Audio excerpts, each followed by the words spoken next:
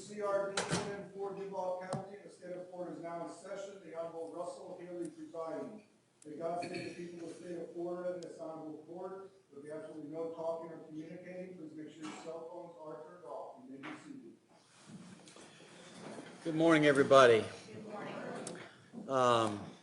We are about ready to resume. I did have one question, Mr. Strolla, and maybe Mr. Guy or somebody on that side real quick. And there.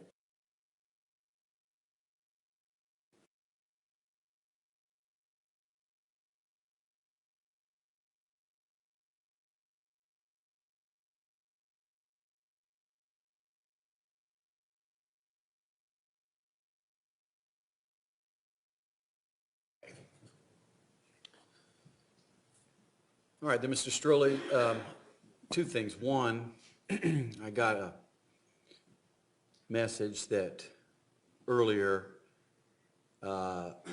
you couldn't be heard, and I suspect it was because I let everybody sit at the table, and I thought those microphones at the table would pick up what people were saying, but it didn't. I don't know if they were not on or it just didn't pick up, whatever. But now we're back to the body mic, so you'll be good. Mr. Guy, I think you'll do the same, so that'll help. So, Mr. Strolli, you ready to proceed? So ready, Ron. And is the state ready to proceed? Yes, sir. Mr. Strolli, your next witness. Sir, we will call Michael Dunn. All right, Mr. Dunn, if you'll stand up and come forward. And we've already had our conversation about your testimony. Yes, sir. And if you'll raise your right hand, the clerk will administer the oath.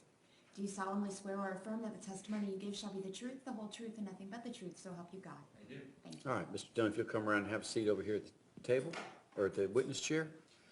And at the attorney's request, we're handling Mr. Dunn being seated in the witness chair before the jury comes out. Is that correct, Mr. Strolla? Yes, Your Honor. And is that no objection from the state? Correct. All right, we can bring the jurors on in. Judge, you can stand. Jurors are entering the courtroom. Stand. Mike.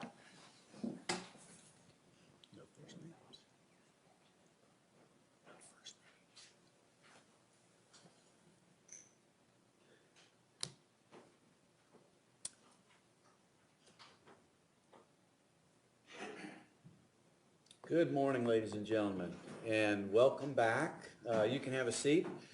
I apologize for a little bit of a late start, but we had some matters that we just had to tend to. Hopefully that it will mean we've streamlined a few things as we go forward. So rest assured that we were working while you were waiting for us. Mr. Strolla, you ready to proceed?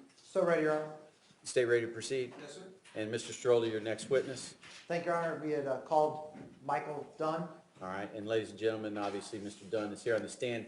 He has been sworn, so he took the oath and is under oath and ready to testify. Mr. Strolla. Thank you, Your Honor. Good morning, Mr. Dunn. How are you? Good morning. Fine, thanks. Could you please introduce yourself to the jury?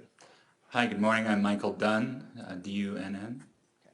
Okay. And how old are you? I'm 47.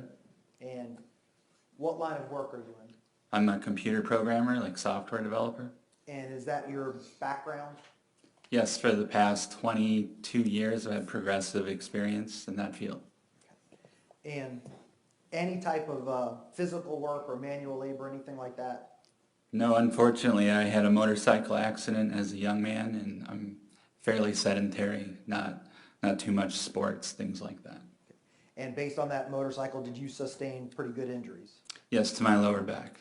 Okay. And was that motorcycle accident actually with your now ex-wife, Phyllis Molinaro? Yes, it was. That was Christopher's mom and I when we were both teenagers. Okay. Now, to kind of fast forward a little bit, do you still have the recollection of the week and the weekend of November 23rd, 2012? Absolutely. Okay. Can you tell the jury, prior to coming to Jacksonville, or let me ask you this, why did you come to Jacksonville that Thanksgiving weekend? For my son's wedding, Okay. specifically. And that was Chris Dunn? Yes, sir. Okay. And did you make any arrangements with Miss Rower? Well, we came together. Well, that's what, but did you make arrangements for the whole weekend is what I'm Oh, asking. absolutely. We were going to be up Thursday night to attend the wedding Friday. And then Friday night, we were going to, I'm saying it wrong, we were going to stay in town 2 nights. Saturday night, we were going to be in St. Augustine at a bed and breakfast that was also pet friendly. Okay. And you just mentioned pet friendly. Did you choose a hotel in Jacksonville for that reason? Yeah, we found the website that listed all the pet-friendly hotels in the area. Where our wedding was in Orange Park, we actually found a hotel that was a little far away just because it was pet-friendly. Okay. So again, is it safe to assume that was probably the closest one to the wedding area where everybody lived? Yes, it was. Okay. And how old was your puppy? 7 months old. That was at the time in 2012? Yes. Okay. And did you purchase that puppy? Did you adopt it? Was it you and Miss Rower's decision to get a dog together? Yeah, it was our decision together, and we purchased it. Okay. And how long had you been with Miss Rower? At that time, 3.5, 4 years. Okay. It's like May of '08 when we started going out. Okay. Did you have a serious relationship with her? Absolutely, she's my fiance. Okay. And were you living with her at the time? Yes, we were. Okay. And how long were you living together?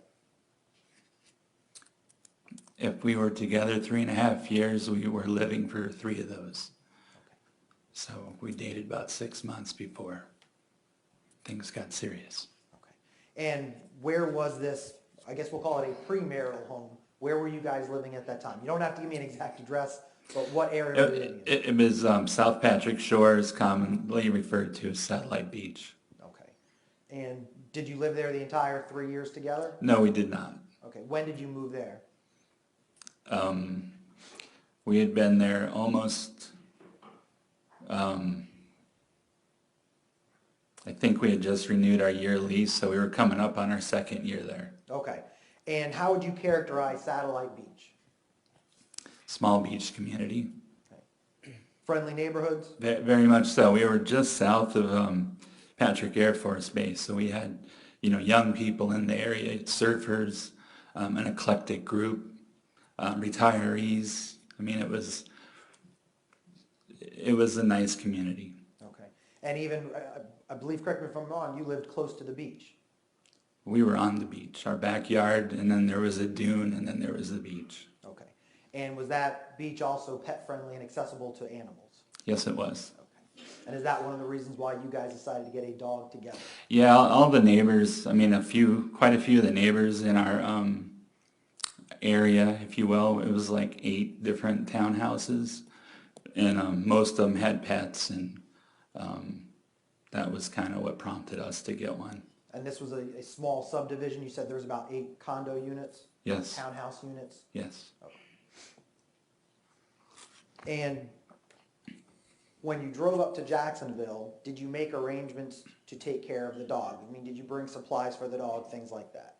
Yes, we did. We brought a crate, food, things like that, specifically for him.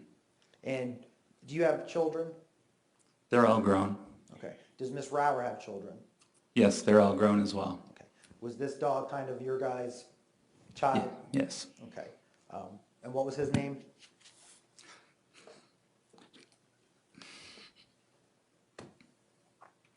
His name is Charlie.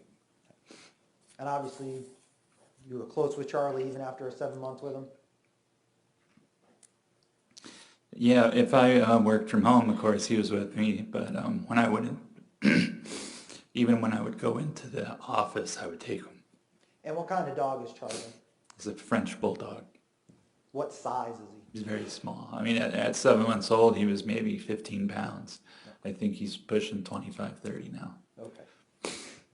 And did you guys have any issues coming up to Jacksonville, driving up and checking into the hotel? None at all. Okay. At some point, did you bring alcohol with you into the hotel with Miss Rower? Yes, we did. We brought our own quote-unquote supplies. Okay. And obviously, going to a hotel, even if you go to the bar, it can be quite expensive to have a few drinks. That, and it was the holiday weekend, everything was going to be closed. Okay. And again, do you and Miss Rower enjoy adult beverages while you have dinner, watch TV, things like that? Yes, we do. Okay. Obviously, again, we heard some discussions about you. Where did you grow up? In the Florida Keys. Okay. Comparing yourself drinking back as, growing up as a teenager in the Keys to now, a little bit different? Very much so. Okay. Now, do you hold a pilot's license? Yes, I do. Okay. And how long have you had a pilot's license? I've since 2005. Okay. And how would it affect your pilot's license if you had too much to drink or got in trouble for drinking? They will revoke your license. Okay. And we kind of heard some of your family, friends, and your parents' neighbors testify. Did you get your pilot's license to kind of be in part of that group? Yes, two. Okay. And how often did you go and spend weekends and nights at your dad's house for the planes? Every weekend. Okay. Every Saturday and sometimes Saturday and Sunday. Okay. And would you go there during the week at night to help your dad work on the plane, help neighbors work together?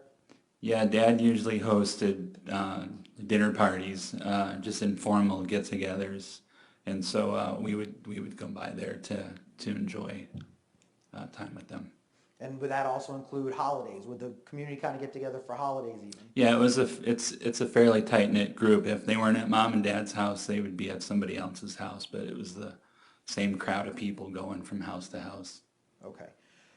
The day of your son's wedding, did you wake up and pour any drinks? No, we did not. Prior to driving over there, did you pour yourself a drink? No. Okay. Had Miss Rower, your fiance, ever met that kind of side of your, I guess, your ex-wife, her in-laws, things like that? She hadn't met anybody, but she had seen pictures of Christopher on Facebook, things like that. Okay. But hadn't met him in person. Okay. Kind of nervous experience? I was going to add that she was very apprehensive of meeting them.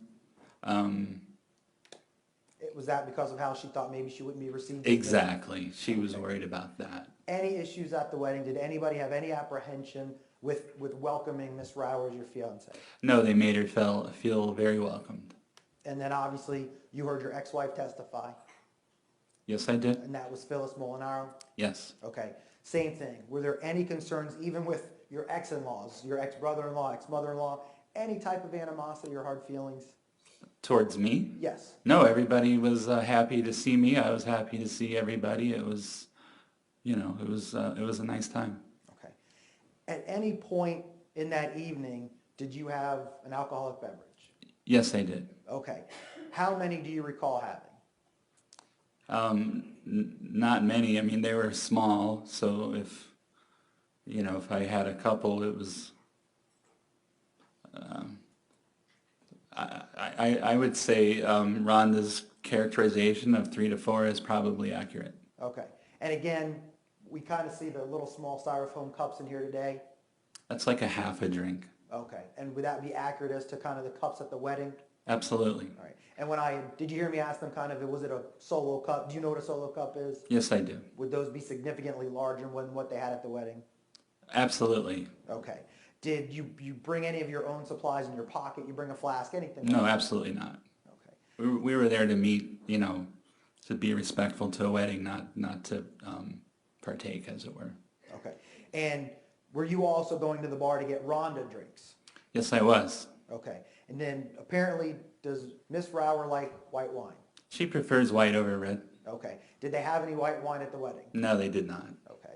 So were you going to get her drinks of rum and cokes, the same thing you had been drinking for her that evening? Yes, I was. Okay.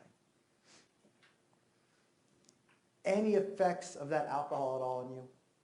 No, I would have a small glass, and then I would do a water.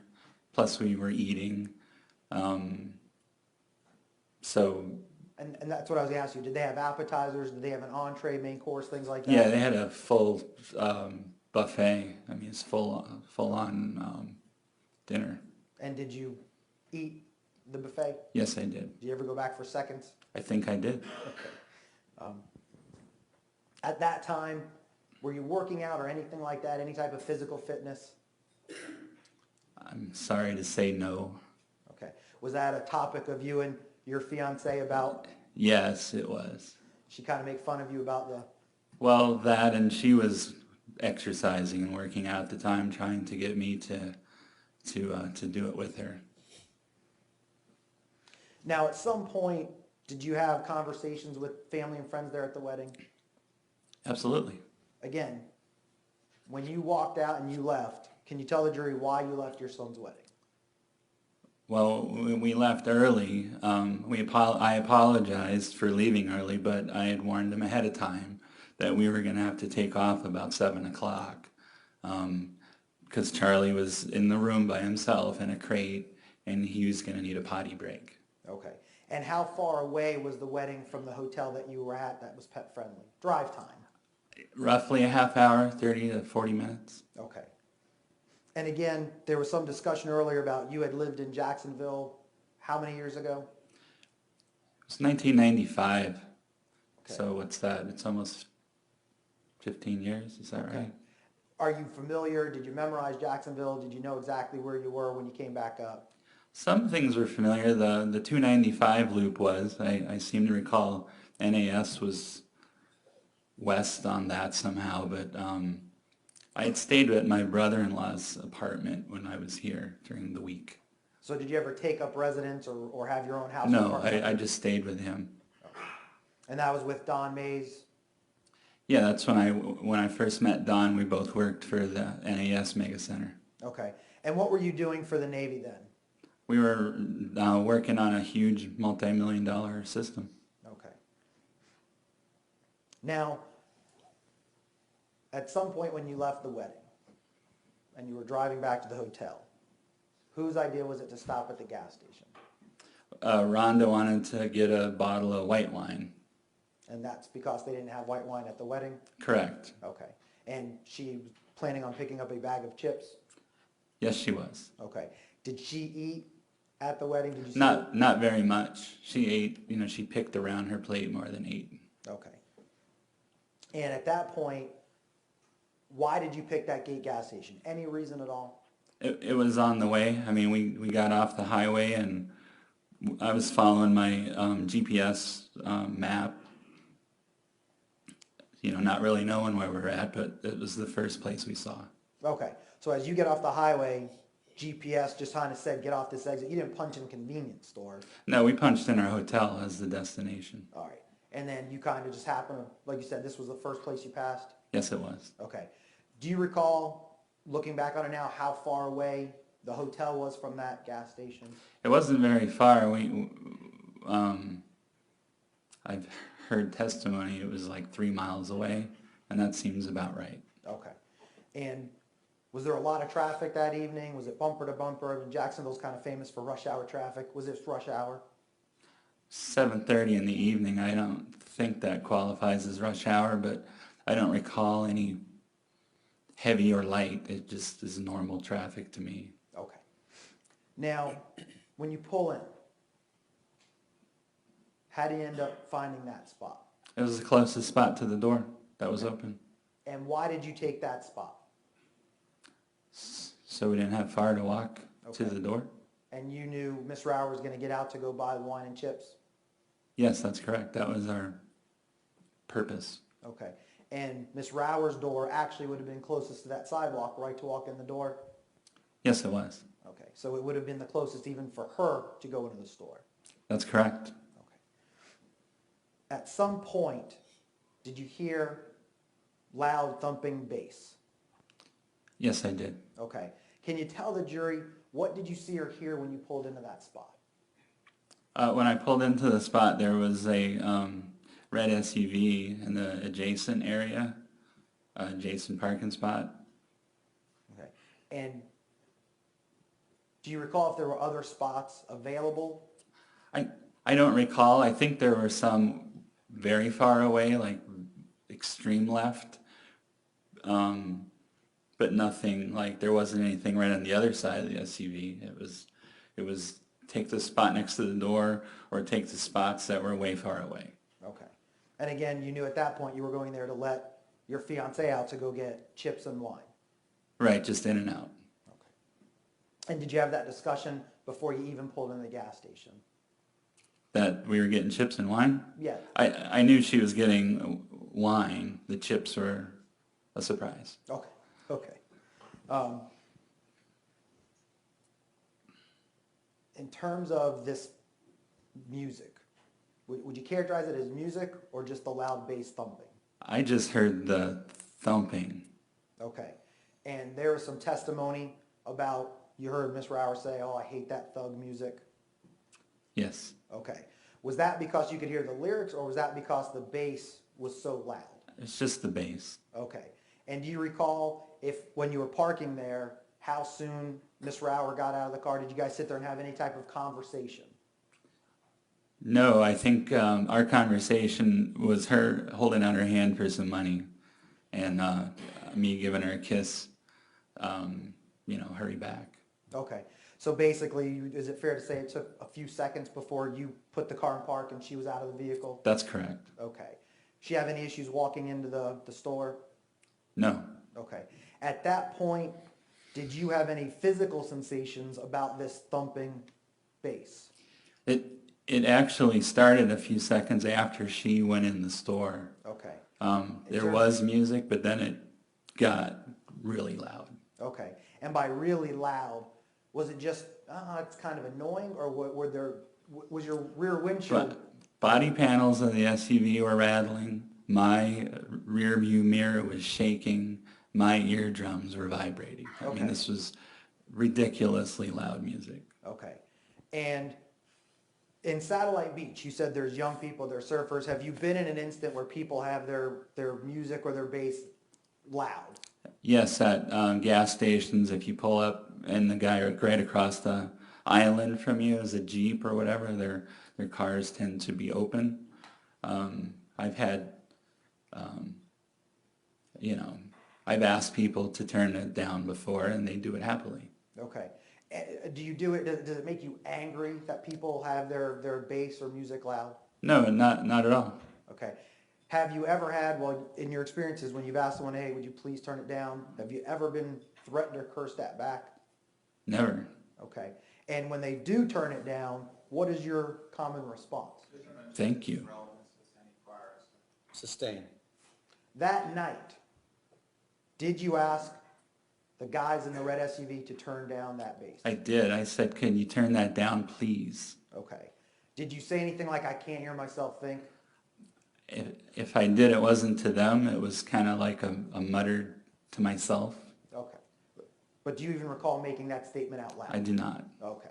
And when you said, could you turn that music down, please, what was the response from the red SUV? They turned it off. And if the music wasn't off, at least the bass stopped completely. Okay. And at that point, what did you then say? I said thank you. Okay. Did you give any kind of hand signal or wave, anything like that? I did not. Okay. Were the windows up in the red SUV, at least in the front passenger? I looked to my left when I asked to turn the music down, and I saw the front windows were up. Okay. And were they tinted? Heavily. Okay. Could you see anybody who was behind there? No. Okay. How about when you asked the question, were you looking around, or did you just direct it to the guy sitting kind of right next to your car? I just turned a little bit to the left, so I only saw the front. Okay. And did you have to lower the window and get their attention, or did you just... I put my window down because, who's going to hear you when the window's up, and turned to my left and said, could you turn that down, please? And was that red SUV front passenger door right to your left? Correct. It sounds kind of odd. Was it exactly... It was even with me. Okay. Right next to me. And then when you said thank you again, did you make any motions, or did you just say thank you? I actually, when I said thank you, I turned and looked left again, and that's when I saw the rear area of the SUV where the windows were down. Okay. And did anybody say anything back to you in your response to saying thank you? No. Okay. How soon after... Well, let me ask you this. Once you said thank you, did you put your window back up, or was it already... I did. I turned my head. I said thank you. I looked back straight ahead, and I put my window back up. Okay. How soon after that did anything else happen other than that kind of moment of silence we just talked about? Very soon after, I start hearing things like F him and F that, and, it's, Now, instead of saying, I mean, were they actually saying the word, or are you paraphrasing? I'm paraphrasing. Okay. Was it in a nice tone? Was it, what kind of the tone? No, it was mean-spirited, just like annoyed, if you will. Okay. And once you heard these comments, did you look back over and react at all? Not even a little bit. Did you roll your window down and say anything? No, I did not. Did it make you angry? No, it did not. Did you punch your steering wheel? No. Did you throw your phone down? No reaction at all. Okay. And at that point, after you don't react at all, does it escalate? Well, the music came back on. Did the music come back on same or even louder? No, it's probably a little bit less loud than it was, but it came back on. And was it still that bass thump? Yes, absolutely. Okay. Now, are you familiar how radios work with trebles and vocals and things like that? Yes, I am. Okay. And at that point, is there a difference between music and lyrics versus that thumping bass? Yeah, the only thing that was coming through is bass. Okay. Thumping bass. Okay. And we talked a little bit about your window was shaking. Do you have any type of ear damage? I do. Can you explain to the jury what damage you have and how you got that? Growing up in the Keys, scuba diving is a big part of life, and I actually have damage to my right ear. I don't know what the percentage is, but I do have a loss of hearing in my right ear, and consequently my left ear kind of compensates for it. Okay. And matter of fact, did you have any type of business in the Keys in terms of a job or family business where you would actually use diving and things like that? Yes, my father had a dive charter business, and we would take paid customers and go scuba diving. Okay. And did this loud thumping create you any discomfort? It did in my left ear, my sensitive ear. Okay. And again, did you turn and yell at the guys in the SUV? When they turned the music on the second time, I wasn't going to ask them for any more favors again. Okay. And did you still hear somebody yelling and cursing at that time? I did. Now it got ugly. I heard, something cracker, just. Did you actually hear certain words, or again, are you paraphrasing? I heard some things. Okay. And without going those specific terms, you kind of knew what they were saying to you? Yes, I did. Did you have any reaction at all back to them? No, I did not. Okay. Did you, again, get angry and hit the steering wheel? Any type of anger at all? No reaction other than I'm looking forward and hoping Rhonda comes out. Okay. Now, again, you're not showing any reaction. At this point, do things escalate out of the person yelling at you in the SUV? Yeah, because, when the F this and F that, there was no music playing and I could hear him. Now there's thumping bass and I can hear him. His voice is elevating. Can you hear him because he's yelling so loud it's over the bass? It's over that thumping noise. Okay. And does this yelling now include threats of violence against you? Well, after hearing the something cracker and this and that, I hear, I should kill that motherfucker. And I'm flabbergasted. I must not be hearing this right. How many times did you hear that? I heard him say that, and I wasn't sure if that's what I heard. Or at this time, are you trying to listen a little closer? And now I'm listening closely. Like, when I'm sitting there, I'm kind of thinking about the nice day we had. I'm thinking about St. Augustine tomorrow. But when this, I should kill that motherfucker comes through, now I'm paying attention to what they're saying. Okay. That kind of got you to And perk up? yes, and then even a more elevated voice, I hear, I should fucking kill that motherfucker. And now he's screaming. Okay. There's no mistake of what he said. That is what he said. Do you then look over to see, is somebody talking to you? I did. In fact, I'm to the point where I think it's time to try to de-escalate this, Okay, and what do you mean by that? to try to calm things down. Okay, and do you lower your window? I did. I put my window back down and I looked left. And what do you see? Well, right about that time I saw a young man walk by the front of my car who I've since learned is Tommy Storns. Okay, was there any kind of communication between you and Mr. Storns? No, I just caught him out of the corner of my eye. I didn't really Okay, look at him full on, and I certainly didn't speak to him. okay. And were you even paying attention to that? Or are you still focused to the guy yelling at you? I'm looking at the guy in the rear passenger seat. Okay, could you clearly see into that vehicle? I could, and I saw two young men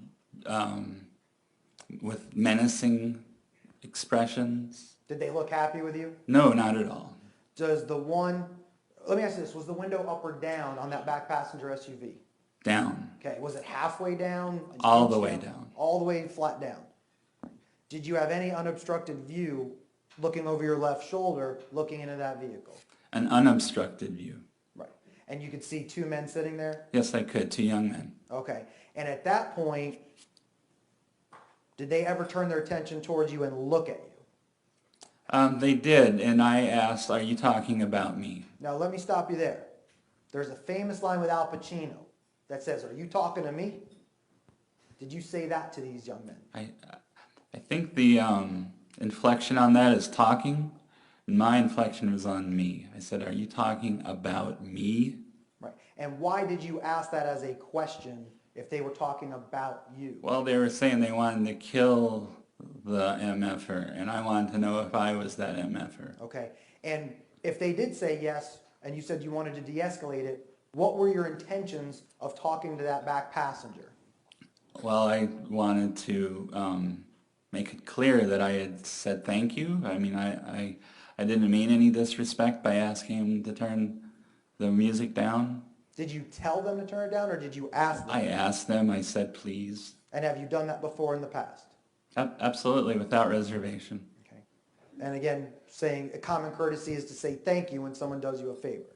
Absolutely. Okay. And at that point, when you said, "Are you talking about me?" does that individual give you even time to then further talk and say, "I said thank you," anything like that? No, it escalated. Okay. Did you escalate? No, he did. Did you get upset?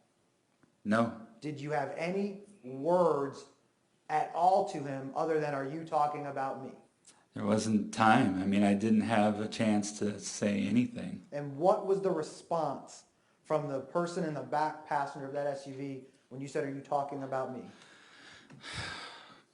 He reached forward and picked something up and slammed it against the door. Okay, when you said he reached forward, did he reach into I'm that sorry, front he passenger? reached down. Okay. Down towards his feet? Down towards, I mean, I could see his shoulders move. I couldn't see his hands. But you can imagine if somebody's shoulders move forward that they're reaching down. All right. Could you see him actually lean down towards the floor of that car? Yes, I truck? did. And at that point, did you reach for your firearm? Absolutely not. Did you try to flee or get out of the car or think anything was going to escalate in terms of physical violence? No. Tell the jury, after you see that person in the back seat reach down to the floor, do they come back up? Do they sit Yes, back up? yeah, he not only came back up, but he slammed whatever it was against the door. Okay. Could you see something against that door? Yeah, I saw sticking above like the windowsill about 4 inches of a barrel. Okay. Let me ask you this. Did he put it out the car? Did he hold it straight? Kind of describe to the jury what exactly you saw he did. Like this and slam it up against the door. All right. And could you hear metal hit the door? It's like a thump. Okay. Loud enough for you to hear? Even with the thumping of the bass going? Sure, it was a different sound. Okay. And you said it looked like a barrel of a gun or a shotgun? It was a thick enough profile. It was, to my eye, a 12 gauge, maybe 20. Okay. Tell the jury, are you familiar with 12 gauge and 20 gauge shotguns? Yes. How are you familiar with those type of shotguns? We do the sporting clays.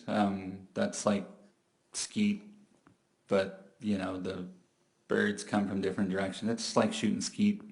Do you actually shoot birds? No, I'm sorry, that's what they call the clay pigeon. Kind of when you hear somebody say pull, and then Exactly. the clay gets shot out? Yes. Okay. When you said we, who is we?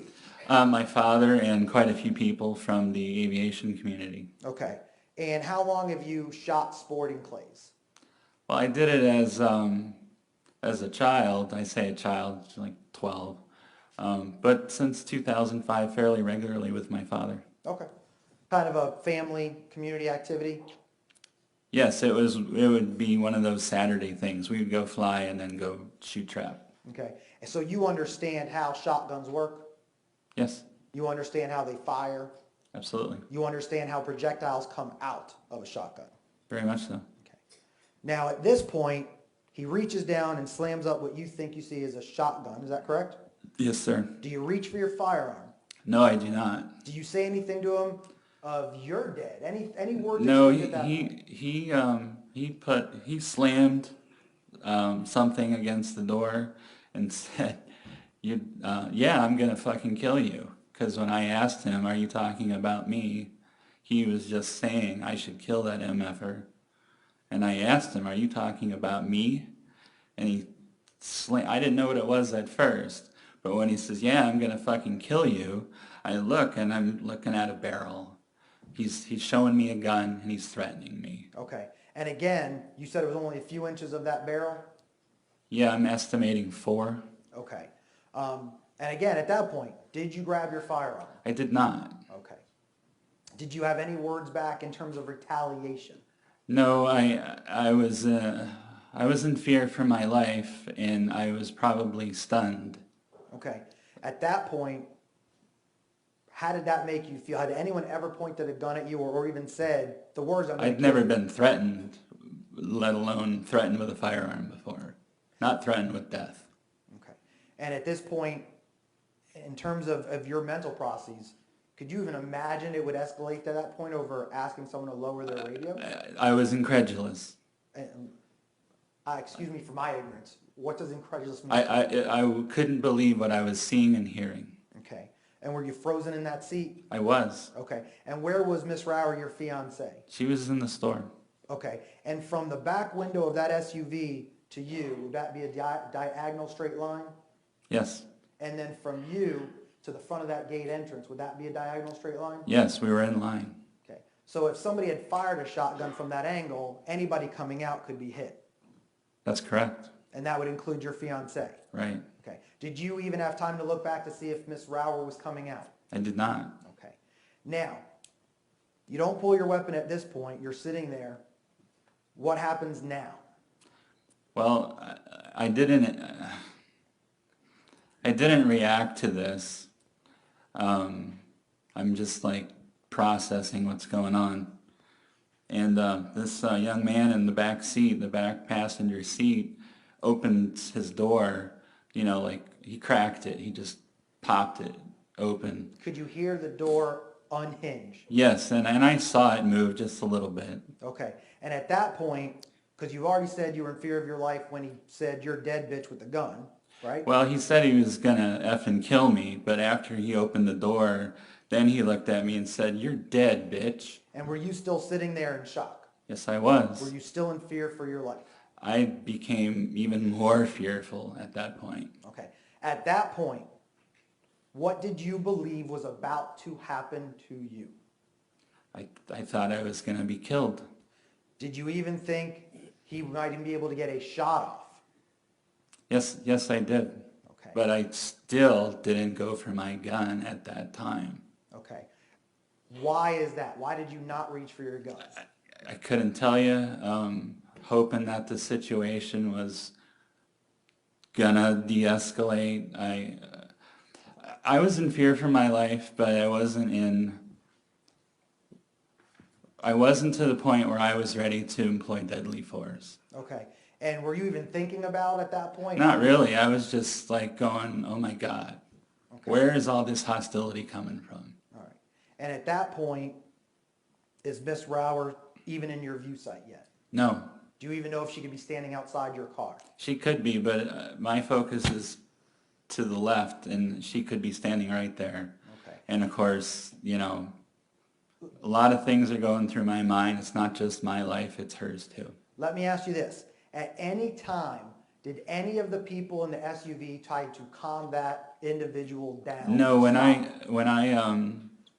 I was looking at the person in the rear passenger, I could see the rear driver's side too. And while he wasn't saying anything, it was still that, I'm going to say scowl, but, you know, an angry expression. And he was kind of still watching his friend. Oh, absolutely. He was like just right there.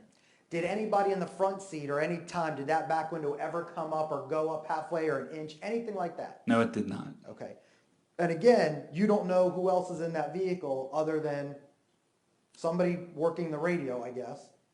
Yeah, I assume there's somebody in the front. Okay. And then the two guys in the back, Correct?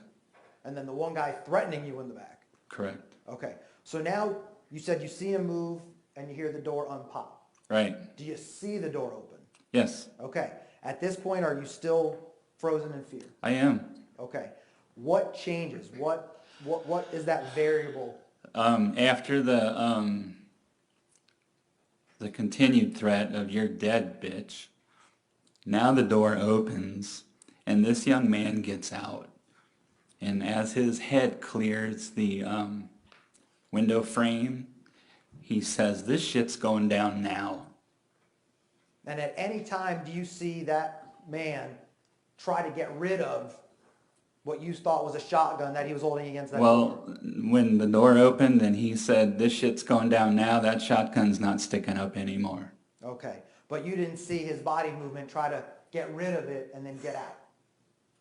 No, I just saw him get out and the shotgun's not sticking up anymore. Now, in your mind, did you think he was just going to get out to yell at you some more?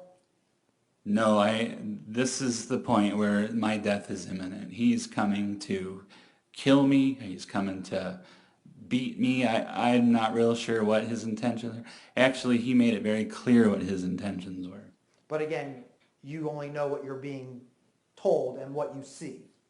Yes, and not having any doubts at all between his threats and his actions that is a gun in the window. Okay. And again, you see that him now come out over the door frame. Is that correct? I saw his head over the window frame as he stepped out, and it was at that point where he said, "This shit's going down now." Okay. And has anybody ever, or let me ask you this, have you ever been in any remote type of position like that? Never. Do you have any type of law enforcement or military training to deal with that? No, I do not. In your wildest dreams, could you fathom being in that position over a common courtesy? No. Okay. Now, at this point, are you looking for Miss Rower?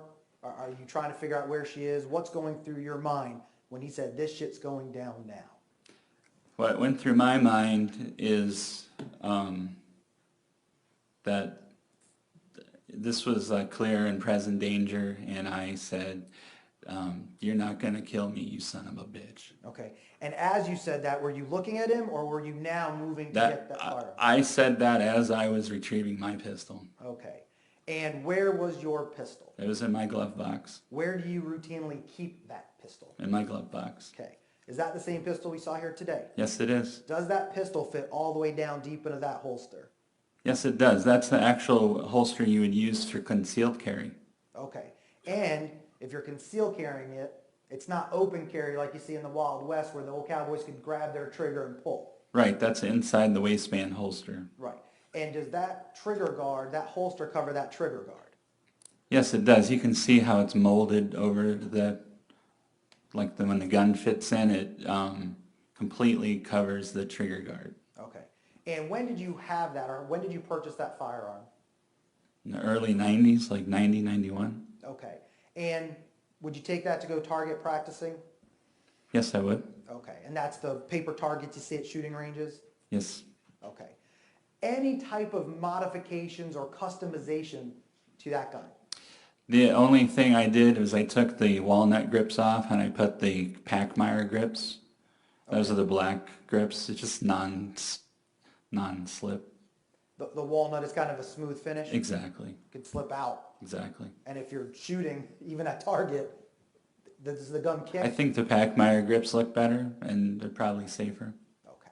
And again, have you ever take that out other than to shoot paper targets at a range? I've never, ever had to resort to any kind of firearm, let alone that pistol. Okay. Now, can you fire that gun through the holster? No, you cannot. The trigger is completely blocked. Okay. How many rounds does that gun hold? 15 in the magazine. Okay. And you heard Ms. Pagan testify that you can carry one chambered. Is that correct? You could. I don't do that. Have you ever carried your firearms, either in your house, your car, on your person, what I would call live, meaning there's a live round in the chamber? No, I don't believe in that. I think that it's a safety issue. Okay. And again, have you had guns since you had a family? Yeah, with young kids in the house, especially a revolver, a kid is strong enough to pull the trigger and snap it, and a revolver is just not safe. Same thing can be said for a double action pistol. If you have a round in the chamber, they're strong enough to pull the trigger, but they're not strong enough to work the slide. At least not enough, not until they're old enough where they know better. Okay. And again, there was some mention about your son, Chris Dunn. Mm-hmm. Okay. You and Phyllis Molinaro separated when he was quite young? Yes, Okay. Did Miss Molinaro go on to get remarried to another gentleman? she did. Did she have kids with that gentleman? Yes, she had a daughter. Did you go on to get remarried to another woman? I did. Did you have kids with that one? Yes, I have 2 daughters. Okay. Now, and is that why part of your rationale is you don't carry it loaded? Right, because of my young daughters. Okay. Now, That pistol's actually older than they are. okay, okay. With that being said, when you reached over, tell the jury what you did to grab it. Is your glove box locked? What's going on? Well, How you grab it? my glove box isn't locked, but the way my seat is kind of tilted back, I had to lean forward once to pop the glove box, Okay, then bounce back, then lean forward again to grab the pistol, like leaning forward a little bit farther. okay. And then when you grab it, is it still in the holster? Yeah, I grabbed the whole thing. Do you unholster it? I grabbed the whole thing and I threw the holster down at my feet in the car. And is this a very quick action that you're doing? Absolutely, I'm in a panic. And that's what I was going to ask you. At that point, do you also then rack the gun or cock the gun? Yeah, to recreate it, I grabbed the gun and I stripped off the holster and I put the pistol up into the window and cocked it and then turned to my left. Okay. At that point, when you turn to your left, are you trying to acquire a target, anything like that? I'm just pointing it at the direction of my attacker at that point. Okay. And that's the last place you saw this person who said, This shit's going down now, or this is the last thing he said to me. with a firearm or deadly weapon in his hand? Yes, I mean, everything he said and did cemented the fact that whatever he threw up against that looked like a gun was a gun. Okay. And at that point, were you shooting only to defend yourself? Yes, I was. Did you have any malice intent outside of what you've already testified to and why you grabbed your pistol? No, I do not. Okay. Had you ever met anybody in this red SUV before? No, I had not. Obviously, you've learned their names now. Have you ever had any kind of contact with them, their families, anything at all? No. Okay. Would they have even known who you are? Unlikely. Okay. And again, you said you hadn't even lived in Jacksonville since the mid-90s? Correct. Now, how fast, I know we kind of recreated and we walked you through it, but if you could you show the jury exactly what you did when you heard it's going down now? Well, if we say over here is my glove box, I'm looking out the window and I said, "You're not going to kill me, you son of a bitch," and I shot. Okay. And do you even recall how many times you shot? I do not. Okay. You obviously heard the video? Yes. Okay, you got to see the video? Yes, it was very impressive. Okay. And how did that make you feel watching it? It put me back in the moment. How did that make you feel? Scared. About as scared as you were that day? Not even a little bit, but it brought some of it back. Okay. And again, have you ever been put in that position before in your life? No. Do you have any type of training to deal with being put in that position? There's an objection, you have to ask and answer. Sustained. Now, at that point, we hear the gun go off 3 times. You hear the boom, boom, boom, or bang, bang, whatever it is, however you want to describe it. Is that, you could hear it yourself? Yes. Okay. At any point, do you then move the gun to find anybody else? Are you now searching No, for people? how can I describe this? I had what's called tunnel vision. My hearing kind of dimmed. My senses just kind of, everything faded in the background, and it was focus on the target and that was the pulling red the door? trigger. With that target being the Just red the door? just the door. We Why saw. were you shooting at the door? Well, that's where the threat was coming from. That was the last place I saw my attacker, and that was about as far back as I could get in my position. Okay. And again, were you shooting directly to your left, or would that be at the passenger door? That would have been at the The front passenger. I was angled behind me, two-handed. I have a damaged right finger. I really can't shoot a gun because I have to use this as a trigger finger. I'd only be holding it with 2 fingers. So I have to hold it two-handed for the recoil. Okay. Judge, if I may, can I have him sit down so the jury can actually see his finger? Sure. Mr. Dunn, if you wouldn't mind stepping down. Now, when did this injury happen to your finger? 2004. Okay. And does obviously, My knuckle doesn't bend. could you put your whole hand down so they can compare that finger to the others? I'm just going to have, sorry, if you could just slide down. I hate to do that to you, Mr. Dunn.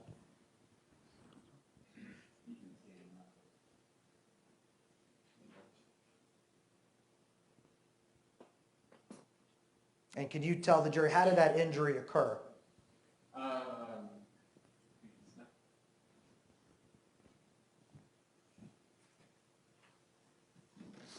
Just a home improvement project gone awry. Was that with your father? Yes, it was. Did he feel kind of bad? He feels terrible. Okay. And because of that, you said you have to hold it with 2 hands.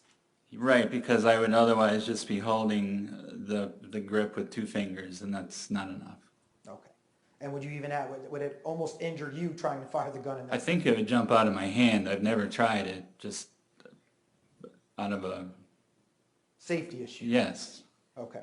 Now, with that being said, is it even possible when you're firing back at that back passenger door, is it even possible, did you duck your head and try to aim those crosshairs or sights? I didn't aim, I pointed. Did you even have time to try to acquire a sighting and get the things No, lined up? my hands were rested on my windowsill. And why did you fire so quickly? What was still going through your mind at that moment, if anything at all?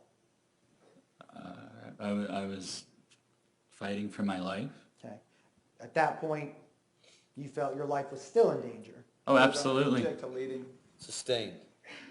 How did you feel in terms of your mental abilities of it being in fear? I was still fighting for my life. I was still in fear for my life. Did anybody yell out, no, we're just kidding, no, it's okay, any type of comments like that? No, nothing. Anything to de-escalate the threats towards you? Nothing at all. And at that point, at some time, do you now realize that the SUV is gone? Yeah, as I mentioned, I kind of was in a fixed position with the tunnel vision. I didn't realize the SUV was moving at first. You'll see in photos that there's 3 holes in the front passenger. That I was still aiming at the rear passenger, and it didn't register that the car was backing up. Okay, and at some point you realize now there's no more red door in front of your face? I registered movement and stopped, but I'd already put 3 additional shots into the front passenger. Okay, and again, was that with any malice and intent for anybody in the vehicle other than the gentleman who threatened your life with a firearm? No, it was just a byproduct of the tunnel vision. Okay. And And the then did panic. you stop once you realized that SUV is now no longer? Yes, I yours? did. And at that point, did you look up? Yes. And where was the SUV when you looked up? They backed up directly behind me. Okay, so at that point, if you're facing this way, aiming out your door is closed? My door is closed, my window's down. Okay, did you ever try to open the door, get out of the vehicle, and chase them down? Not chase them down, but I did open my door. Tell the jury, why did you open your door with the SUV behind you? Well, they had a shot at the back of my head, very easy one. And again, did you ever see anybody throw the shotgun or the deadly weapon away? No, And at that point, if they have a shotgun, what kind of sight do they have to you? right. This is where Rhonda starts coming into my mind, because I know she's heard the shots. I know Rhonda.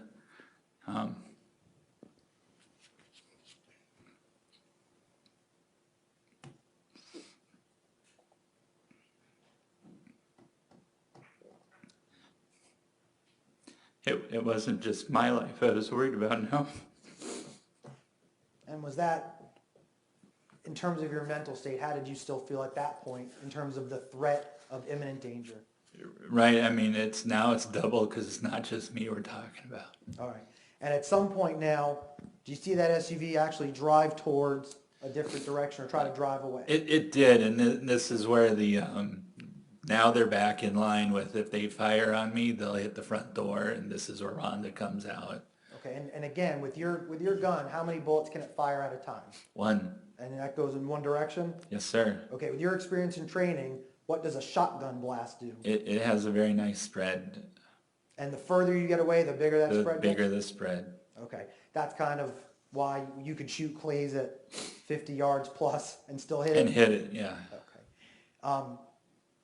Do you fire additional rounds into the back of the truck? I did, in my panic state of mind, I thought I fired once, but I've seen the photographic evidence, and I shot 3 times. Okay.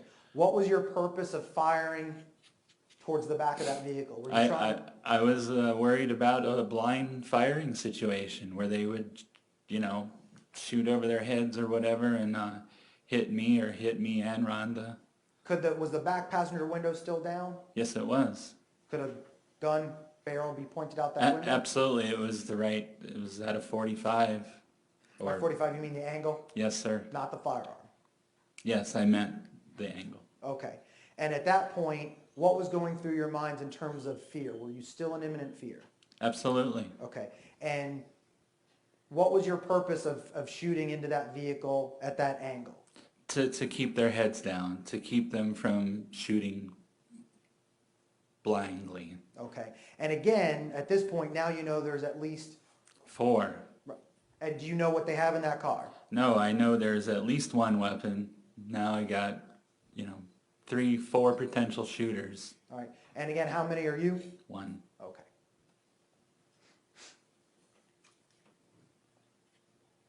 At that point, let me ask you this. After you fire the round into the back to keep their heads down, do you unload your clip? It's a common term. You just keep shooting until everything's gone. No, I did not.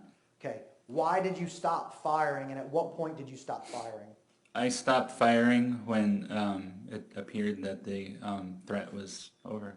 Okay. And they were far enough away where they couldn't shoot back? They were far enough away where they couldn't shoot back effectively, and I certainly couldn't aim effectively. Okay. Were you even trying to continue to shoot as they were driving away? No. Okay.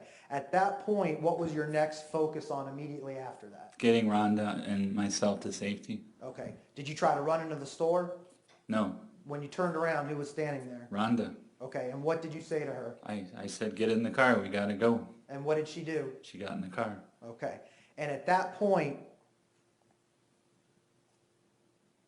did you know where that red SUV went? No, I lost sight of the red SUV, and I thought they turned onto that main road, whatever goes north there. I really wasn't that familiar with the way the parking lot works, but when they turned the corner and took off, I thought they were on, was that south side? Yes. And at that point, did you have any type of mental thought of retaliation or them coming back? Yes, I was worried about them coming back, and maybe possibly they had friends in the area, Okay. or, doing retaliation. Okay. And was it a busy gas station with a lot of people there? Yes. Did you Yeah. look around? Did you look around and start asking people, are you friendly or you're not? No. Okay. We just got out. At that point, what is still your mental state of you being in fear of that situation?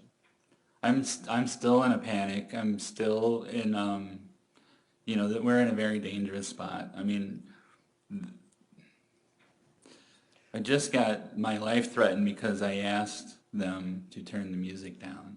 And it's, now I shot at them. So now what are they going to do? Okay. And again, is your belief they still have weapons in that vehicle? Absolutely. Okay. And at that point, emotionally, physically, do you notice any differences about your body physically? I'm shaking. I mean, I'm quivering like a leaf. Okay. Had you ever experienced those feelings before? No, this is all new.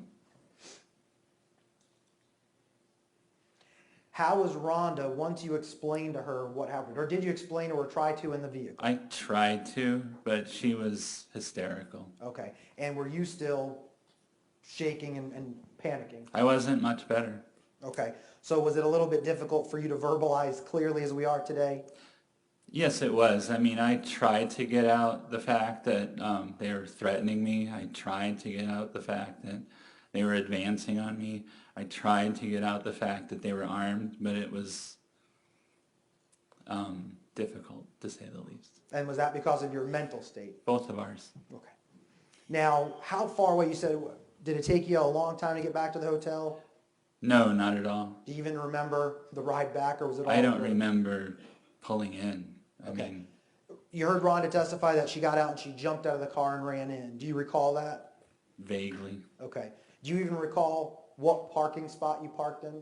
No, Okay. Do you even recall where in the parking lot vicinity you parked? no. Okay.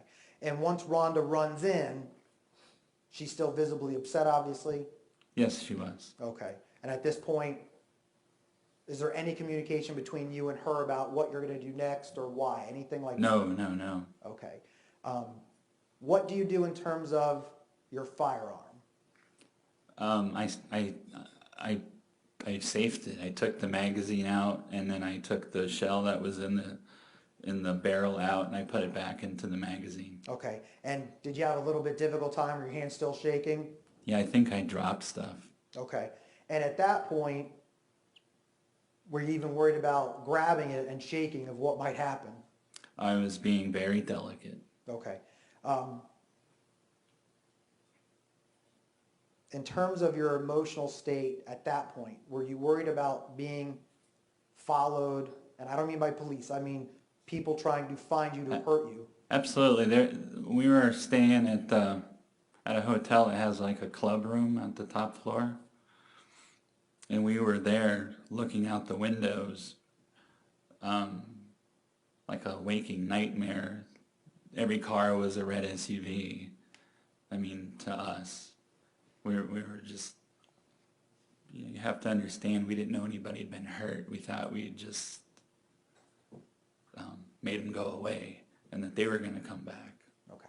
And again, at this point, have you ever been in any type of situation even remotely similar to this? Judge, objection No. to asking. Sustained.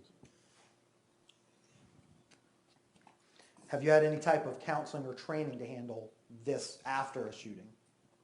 No, Did you even think you would ever need it in your life? no, never. And how was Rhonda's demeanor once you were upstairs? She was a wreck. And how was your demeanor once you got upstairs? I wasn't much better, but I needed to hold it together for both of us. And were you trying to do that for her? Yes, I was. And did you see her testify the other day? Would that be very similar to how she was acting that night? That was calm compared to that night. Okay. So she was much worse that night? Yes, she was. Okay. And obviously sitting here today, you're still visibly upset? Yes. Would you say this is probably calm to how you were reacting that night? I think I'm more emotional now than I was that night because I was trying to be stoic. Had difficulty processing what was going on. Were you trying to comfort your fiance? Yes, I was. Okay. And at some point, did she even have to go get air because you were? Smothering her? Yes. Yes. Okay. And again, that was in trying to get her to kind of breathe and relax. Judge, I'm in Yes, it favor of was. leading. Mr. Strolla, please don't leave. Mr. Dunn, why were you doing it? Why were you behaving that way? I was trying to get her to relax and stop hyperventilating and calm down. I was explaining to her that it was self-defense, that we were not in trouble with the police. We might be in trouble with the local gangsters, but not, I didn't do anything wrong. All right, let me ask you this. At some point, did you take Charlie downstairs to use the bathroom? Yes, we went upstairs and she changed. We were both wearing, evening wear.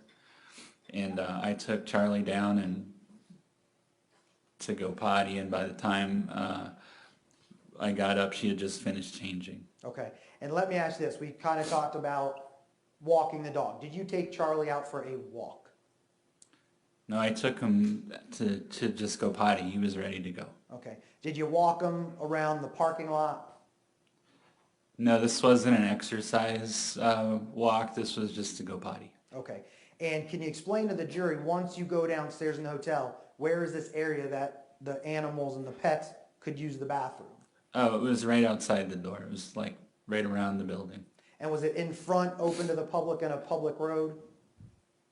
No, it was kind of like to the side.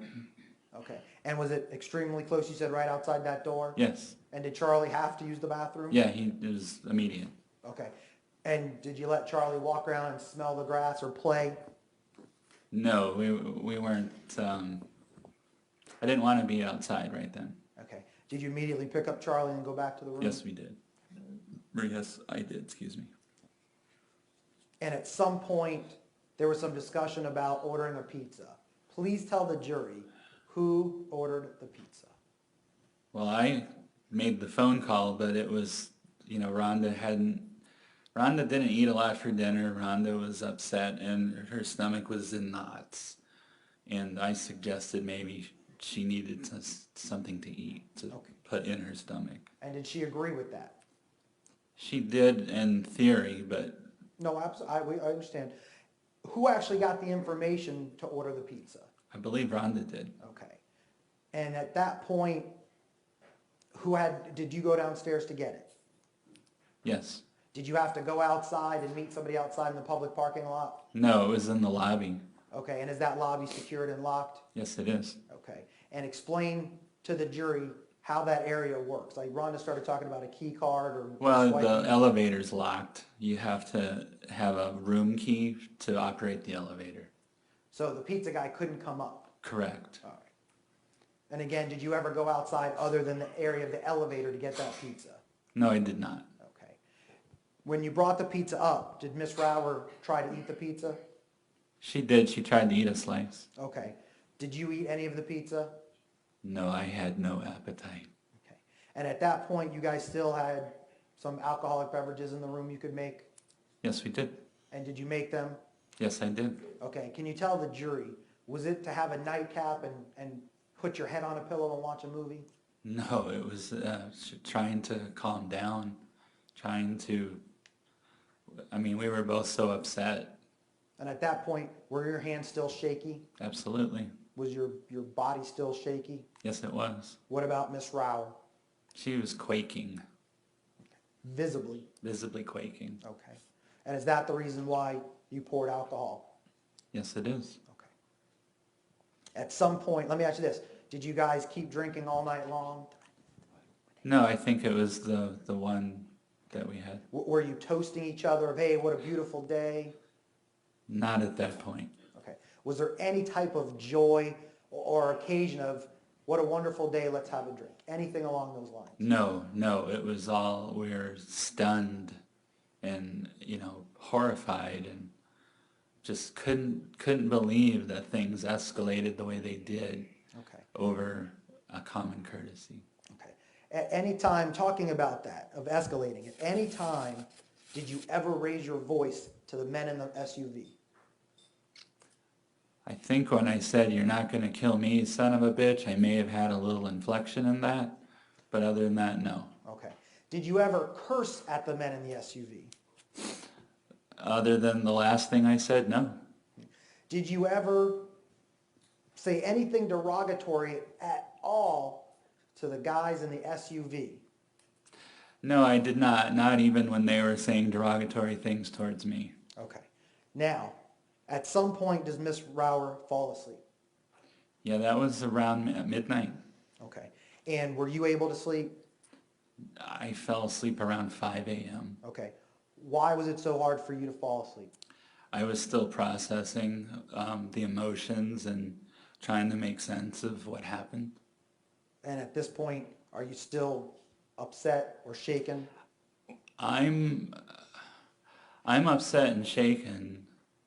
And again, we still don't know about the death. It's just a shooting at this point. Okay. And at some time, though, in the middle of the evening or the middle of that night, you do learn that somebody had passed away. Yes, I used my phone looking. We didn't have a computer with us. I had been watching the channels for news, and I found on my phone where they talked about the death. Okay. And can you tell the jury what you saw on your phone that led you to believe that?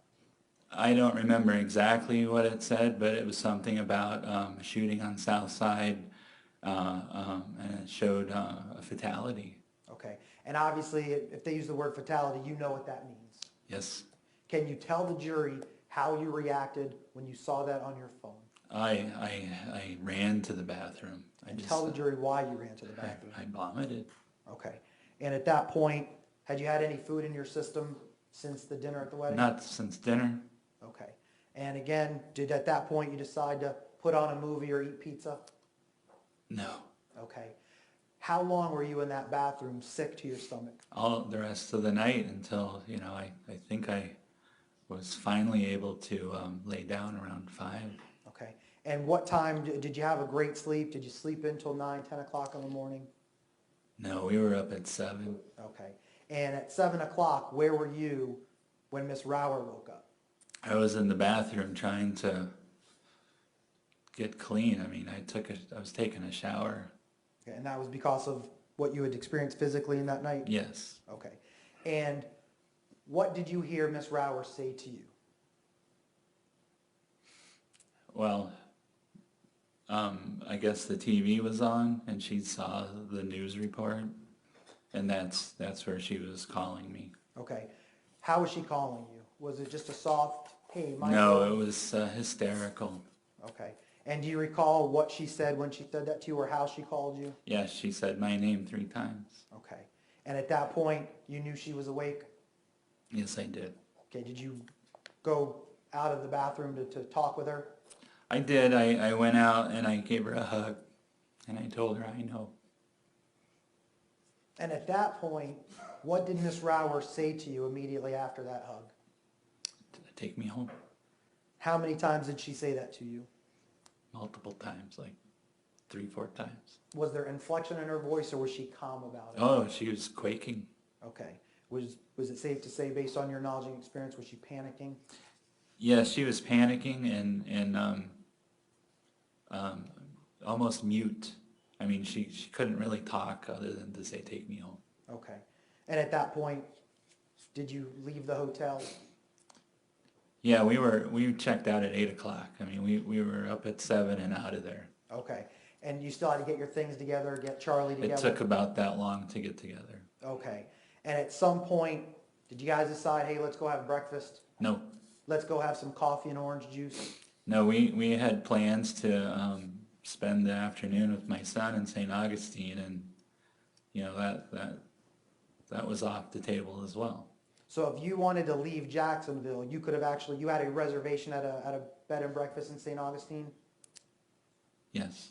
Did you go there and stop there? No. Did you even go to look to see, maybe we'll just stay here and hang out? No, we had. What were your intentions after speaking with Rhonda at that moment? Well, we were going to go back to Brevard, where we live, I have a neighbor who's in law enforcement. And is that Mr. Ken Lescalette? Yes, it is. Okay. And does he travel between two homes? Yeah, he's in Washington, D.C. Okay. And, And did you make a phone call to your neighbor Ken Lescalette? I did. We left the hotel at 8. I was calling Ken at 8:30. Okay. And what was your intent or what was your purpose to talk to Ken or call Ken Lescalette? Well, Ken is a federal law enforcement official. He knows me personally. And I figured if I went and I talked to him, I knew he had friends in the local Brevard County Sheriff where we could go together and I could speak to my hometown sheriff to tell them what happened. And, hopefully they would listen to my side. Okay. Did you know anybody in law enforcement in Jacksonville, Florida? No. Did you still have any contacts to the guys on the Navy base in Jacksonville, Florida? No. Okay. Again, in terms of your mental state, were you your normal self at this point? No, not even close. And as we sit here today, 15 months later, are you even remotely close of how you were that morning? No. Okay. Do you recall the drive back from Jacksonville to home? It was a 2.5-hour drive, and it was over in a blink of an eye. Okay. Was there a whole lot of discussion and talking between you and Miss Rower? No, she was mute the whole time. Okay. Did it appear that she was still visibly shaken up? Absolutely. And again, was she crying and sobbing at parts of this trip? Yes, she was. She had fits of silence, fits of sobbing. And obviously did this play into your mind of you still being upset? Yes, again, I knew I had done nothing wrong, but it was hard to get her to understand this. And at the time, I was more concerned with her, get her taken care of, go deal with law enforcement later. Okay. Did you have any belief or inclination that you were going to be accused of murder? Absolutely not. Okay. Let me ask you this. Did you still have a pilot's license November 2012? Yes. Okay. I mean, is it still valid the day you were arrested? Yes. Okay. Did you lose the ability to fly a plane? No, I had a valid passport as well. Okay. And you had money in the bank? Yes. Okay. And you still had friends that you knew where they lived, you could drive to their house, who they had an airplane? Yes. Sustain? Let me ask you this, Mr. Dunn. Did you still have friends, if at all, that owned airplanes November of 2012? Several. Okay. Did you drive to their house? No, I did not. Did you call them? No, I did not. Did you ask anybody to try to fly you to the Bahamas or another country, anything like that? No, I did not. Did you contact the airlines? No, I did not. Did you contact a car rental place? No. Did you even try to stop anywhere to use your credit card, to do anything, to buy a bus pass, anything like that? No, I did not. Okay. Did you get a hold of Ken Lescalette when you called there at 8:30 in the morning? Yeah, I did, and the purpose of my call was to make sure that he was going to be home, and I told him I would be there about 10:30, and I had something very important to discuss with him, and I wanted to make sure he was going to be there. Okay. And did he indicate to you he would be there to talk to you? Yes, and he was. Okay. When you got home, we saw some pictures of where you guys used to live. Do you recall seeing those pictures? I do. And there was a little bluish silver truck outside. Whose car was that? That's Rhonda's. Okay. Where does Miss Rower normally park? Right where that car was at. Okay. And where do you normally park? In the garage. Okay. Why do you keep your car in the garage and hers outside? Hers is bigger, mine is newer. I mean, a combo of the two. And matter of fact, that's only a little one-car garage. Right. I saw some things on the walls on the side. Why are those there on your Those wall? are like door protectors, little bumpers.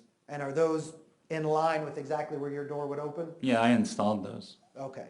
Let me ask you this. When you pulled in, did you close the garage? No, no, Did you try to conceal your vehicle? absolutely not. Did you go try to ditch your vehicle somewhere else and have somebody pick you up? No. And when you get home, what's the first thing you and Rhonda do? We unloaded the dog, And where did you go after that? I went, headed out to the backyard, and that's how I would get to my neighbors. Okay, and kind of explain for the jury, because we didn't get a lot of pictures of your neighborhood. Is it kind of where like all the doors face in the front like a regular house, or are the doors on the side and the back? Most of the front doors face the road, the back doors face the ocean, but the side units, the front door is actually on the side.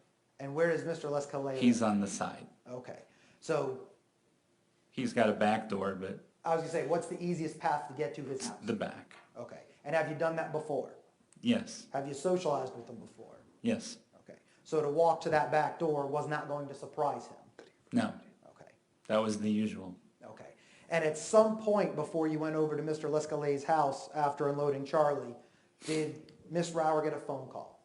She did. Her phone rang, and it was a 904 area code, and we assumed it was my son calling, and I answered. When you answered the phone, did you try to disguise your voice? No, Did you try to muffle it and say, hey, don't use my name, any type of deception? no, absolutely not. And when you answered the phone, who was on the phone? It was Detective Musser. Okay, and did he tell you who he was and say, this is Detective Musser, or did he just say it's a detective from Jacksonville? Detective Musser, I'm a homicide detective from Jacksonville. Okay, and as soon as he said that, what was the first things you said to him? I know why you're calling. It was self-defense. I'm on my way to a law enforcement officer's home right now. My intention is to make my report to the Brevard County Sheriff's. Okay, and what did Detective Musser respond when you said, I'm on my way to law enforcement to make a report? He thought that was a good idea. He said that I had about 10 minutes to be on my way. Okay, and you were already walking out that back door to your neighbor, Mr. Lescalais? I was. Okay, and when you got to Mr. Lescalais' house, how close of a walk is it? I mean, is it a mile away? Oh no, it's 3 units away, so 30, 40 feet. Okay, and when you get there, is he there to open the door and greet you? Yes, he was. Okay, do you advise him of what happened in Jacksonville? Yes, without going into a lot of detail, I just kind of told him the blunt facts. I was involved in a shooting and somebody's dead. All right, and did you ask him for assistance of saying, I want to contact Brevard County Sheriff's Office? I did, and I made sure he knew it was a self-defense situation. Okay, and did you have your firearm on you? No, it was in my car. Okay, did you try to get rid of the firearm? Did you try to hide it, anything like that? No, Okay, matter of fact, and you walked away from your car and left it in your garage? correct. Is your garage still open? When I walked away, it was. Okay, now, do you even know that Miss Rower tried to follow you or was behind you? She showed up at Ken's eventually. Okay, and at some point, were you in your neighbor's house drinking a glass of water? Yes, I was. And was Mr. Lescalais on the phone? Yes, he had a business card for one of the local sheriff deputies. We met him. I don't remember his last name, but that was the gentleman. And so he was calling to speak to that detective or deputy specifically because he had personal knowledge of him. Okay, and it's somebody even Mr. Lescalais could trust? Correct. Okay, during that conversation, and obviously don't go into what Mr. Lescalais says, but as Mr. Lescalais is on the phone, is it obvious he's talking to law enforcement? Yes. Okay, at some point, does the phone ring again for Miss Rower? Yeah, Rhonda's phone rang, and now it's a 321 area code. That's the local for where we were at. And it was that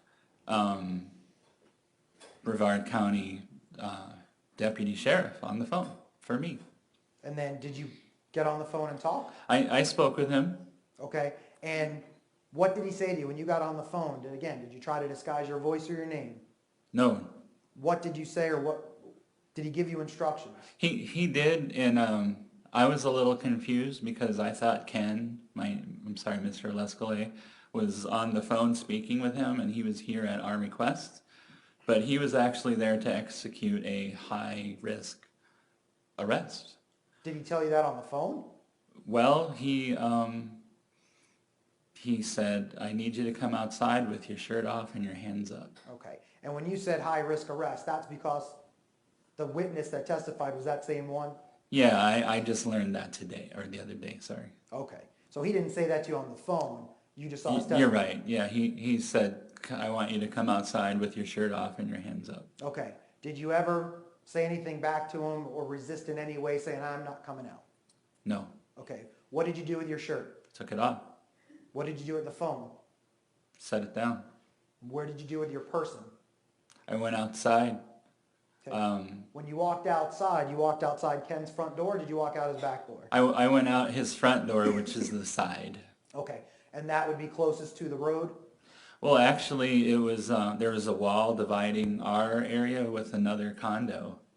So it was closest to a wall on the north side of the compound. Oh, let me ask you this. If you wanted to flee, could you have hopped that wall? Yes. Would they have even known you had hopped that wall? I don't think so. Let me ask you then, tell the jury why you think that. When you walked outside of Ken Lescalet's house, what direction were the Brevard County Sheriff's Office facing? They were facing my front door. And were you actually behind them? Yeah, Mr. Lescalet has extended cab pickup truck, so it's like 30 feet long. So I had to walk past the truck to get out to the parking lot, and that put me 20 feet behind the sheriff's. And because they were focused on your unit. Yes, with rifles. All right. And at that point, did they know you were behind them? They did not until I announced my presence. Did you try to run? No, Did you try to flee or hop a wall at that point? no. Okay. At that point, how did you get their attention? I think I called out to them. Okay. I don't recall what I said, but it was something like, I'm over here. Okay. And did that take them off guard when they turned around? Very much so. They seemed surprised. Okay. And again, you're standing there with your shirt off In my hand. as instructed by law enforcement? Yes, sir. And what instructions did they give you at that point? If you recall. I think they wanted me to kneel with my ankles crossed. And did you do that? Yes, I did. Did you comply with all of their instructions? Everything. Did you ever resist, become aggressive, verbally challenge them, anything? No, I had no reason to.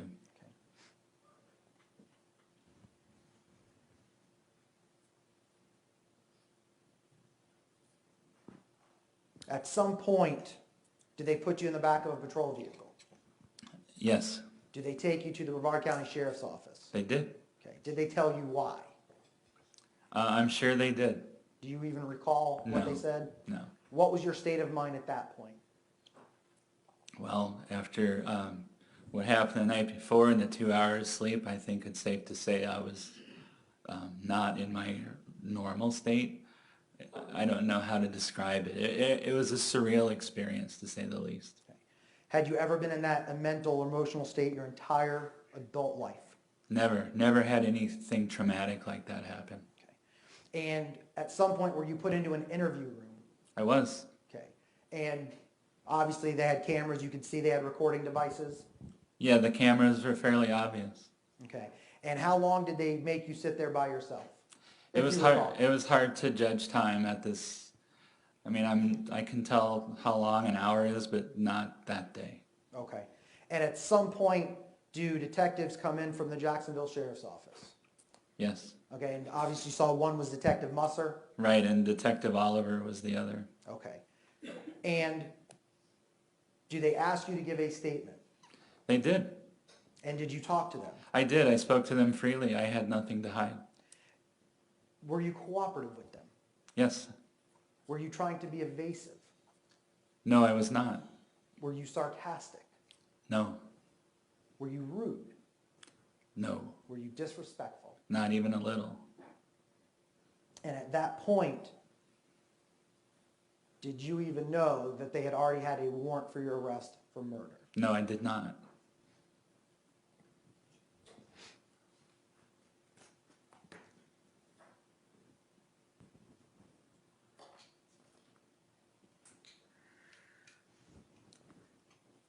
Nothing further, Your Honor. Mr. Guy, cross-examination.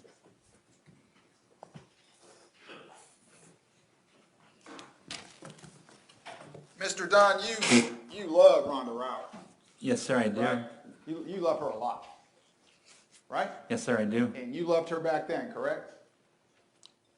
I love her today. November 23rd, 2012, you were in love with her. Yes, sir. You cared about her, Yes, sir. right? And when she got into that car, she asked you, what happened, right? Yes, sir. And you told this jury, you explained it to her, right? Yes, I did. And she, as you said, was a wreck, right? Yes, she was. Because she knew that you had just fired into a car with human beings inside. She doesn't understand self-defense, but you are right. She was very upset over what I had done. Right, right. And so you guys were together for 3 miles and she was hysterical? Crying, yes. Right. You did not tell her during that 3 miles anyone pointed any weapon at you, did you? I think I did. I think I was very clear that they threatened my life. I was very clear that they came out of their car advancing upon me.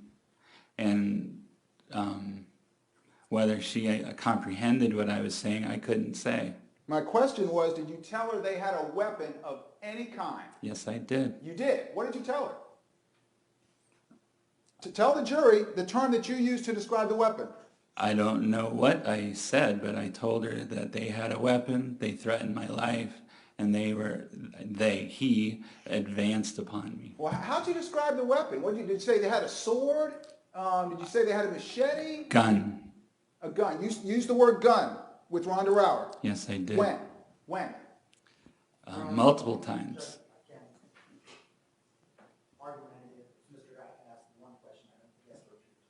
One at a time, Mr. God. Sir, are you telling this jury that on the way back to the hotel, you told Rhonda Rower that the boys in the car had a gun? If I told her on the way to the hotel, I told her several times at the hotel, I told her several times on the way home that this was self-defense. That wasn't my question. Well, the whole conversation revolved around gun, threat. They came out of the car at me, so it wasn't just they had a gun. Because when he just had a gun, I didn't shoot him. It wasn't until he made specific threats and got out of his car and came after me. Okay, So all of that was part of the conversation. All right. I'm going to take this in little tiny increments now, so follow me. From the time you left the gate station to the time you got back to the Sheraton, how many times did you use the word gun to describe what the boys, let me finish, what the boys in the car had? I couldn't tell you. Was it more than one? At least one. Okay. And when you got back to the hotel, she was still a wreck, right? That's correct. She was upset. That's correct. She didn't even go into the room, right? She was sitting out by the elevator. She went into the room to change, and then we went out to the club room. Right, and she, as she testified, was waiting for the police to come, right? Well, we were waiting for the red SUV to come. Now, that's what I was waiting for. I couldn't tell you what she was waiting for, but that was the sentiment that I understood, that she was waiting for retaliation. Okay, and we'll get back to that, the SUV. How many times during that time did you tell her they had a gun? I don't think we discussed it because we were in a public area. Okay, well, you did go back to your room, correct? I'm talking about in the club room. I understand. Now I'm talking about you go back to your room, right? Right. She was still a wreck. Yes, she was. Okay, tell the members of the jury how many times you said to her they had a gun. At least once. And when she woke up, she heard that somebody had been killed, right? Yes, she did. Okay, tell the jury how many times you told her at that point, don't worry, honey, they had a gun. I didn't say that. The truth is, Mr. Dunn, you never told Rhonda Rower ever that they had a gun. That's incorrect. Hang on. Counsel testifying as the truth is this, was asking the question. It's cross-examination, Mr. Strollo, overruled. Mr. Dunn, the truth is, you never told the love of your life that those boys had a gun. You weren't there. Did you? You did tell her that? I said you were not there. I get that. I know that. The truth is, you didn't tell her about a gun, did you? I mentioned the Hang on, gun. Mr. Strollo, if you want to object, please stand up and make the objection loudly so everybody will stop. Judge, I don't think it's been answered. I forgot the question.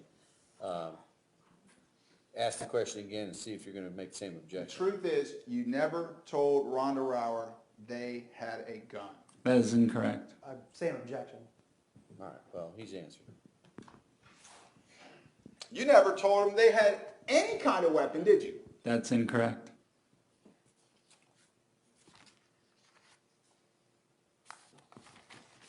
And the truth is that Jordan Davis was inside the red SUV when you shot and killed him. That is incorrect.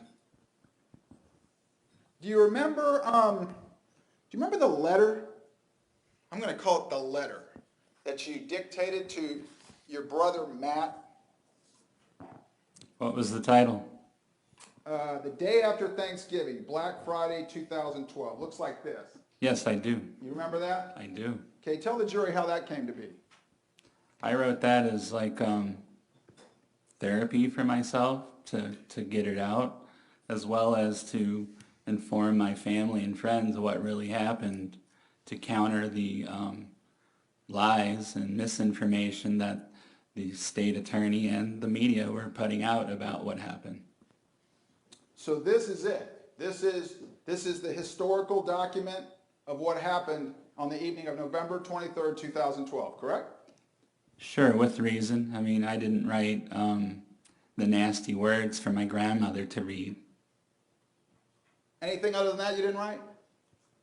You'd have to be specific. Okay, well, let me be more specific.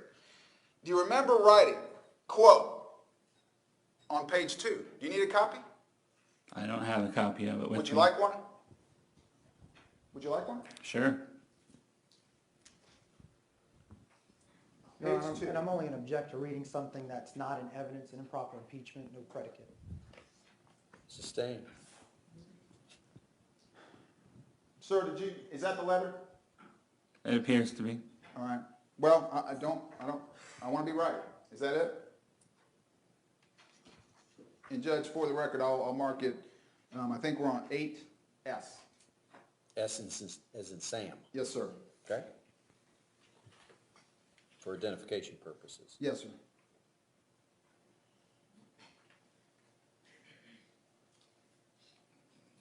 Yes, this is the letter. Okay. Is that a fair and accurate copy of it? It appears to be. All right. Judge, I've moved this into evidence as states, I think we're on 201. Your Honor, we would object. It's not sworn, it's improper, it's hearsay. We understand it's a letter written by Mr. Dunn, but at this point, there's been no proper predicate laid in terms of marking in the evidence in the defense's case in chief. Judge, he testified this is an accurate account of what happened. I'm going to tend to use it to impeach him. Your objection is overruled to be received as states 201.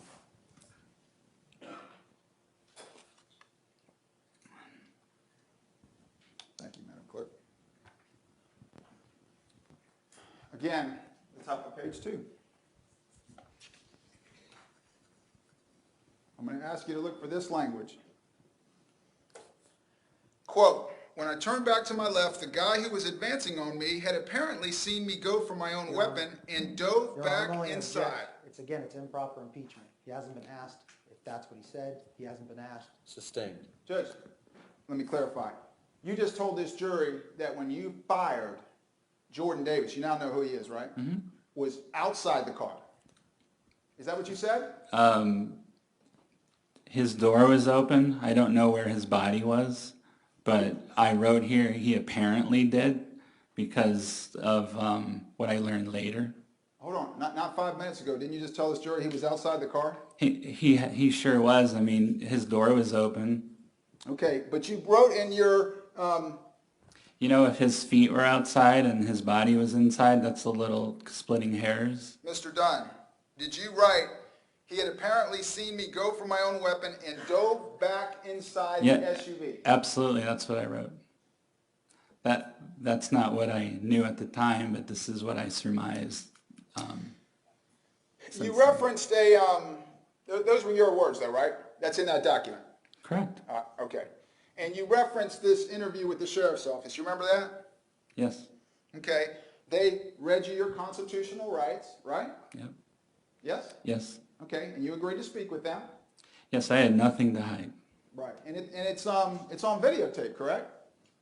Yes, it would have been nice if you had shown that. We're not done. It's on videotape and audio tape, correct? Yes. And isn't it true, sir, that you said, and if you need a transcript, I'm happy to give it to you if it'll refresh your memory. He's coming out. I think he saw what I was doing and was running back in. You remember saying that? Sure, and what you have to understand is I saw him exit the car. I saw his head above the door frame, and then after that I didn't see him anymore. He didn't just go poof and disappear. So he went somewhere, but Right. the door was open, and then the door was closed. So you're telling this jury that after you shot Jordan Davis through his aorta, that he reached over and pulled the door back shut? Is that what you're telling me? I don't know how that happened. Maybe it happened because the car was backing up. Well, But if you look at the bullet hole in the door, it's plainly open. do you have that now? Do the ME's picture that showed all the dowels and you'll see it. That's coming. You see it states 32? Sure. You see that? You see that piece of plastic in the seat? I see 4 pieces of plastic in the seat. Right. You think the door was open? I when think you those should look flew at the into bullet car? impacts versus debris inside. Do you think that piece of plastic, let me finish, do you think that piece of plastic just kind of made a right turn and flew into the car? That's not accurate. The picture's not accurate? Your characterization of a right turn blown into the car is inaccurate. How about that picture? Right, and if you open the door a little bit, that angle would match the same angle as the dowels in the front door. So Jordan Davis was standing outside his car going like this? No, I think, like I said, he was diving in He was diving in before you fired. as I was firing. I thought you just told us he was outside the car when His you fired. feet were. He was coming after me, sir.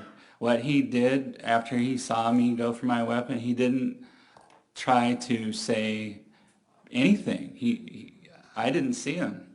Let me get this straight then. This man has a shotgun, right? Yep, as far as I know, he's hiding behind the door. Right. With a shotgun.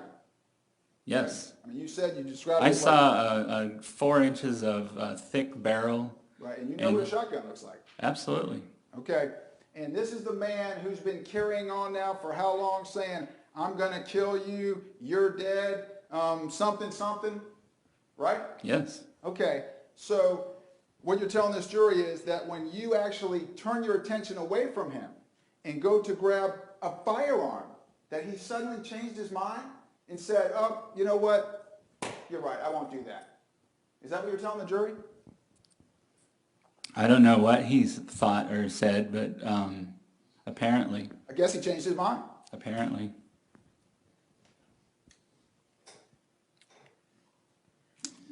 Jordan Davis was never a threat to you, was he, Mr. Dunn? Absolutely he was. Between his actions and his threats. Jordan Davis never Your got Honor. out of that car, did he? Mr. Guy, Yes, he did. let him finish his answer before you ask another question. Yes, he did. And not only did he get out, his head cleared the window frame. Did his head look like the guy that we saw in the identification picture? Well, all that happened so fast, I really couldn't tell you what he looked like. Your interview with the police, that was about 2:45 the next day, right? I don't know It was in what the time it afternoon? was. Right? You remember? Yeah, I don't know what time it was. Is that fair? Is that about right? It seems about right. Okay. And so we are many, many hours from the time of the shooting, right?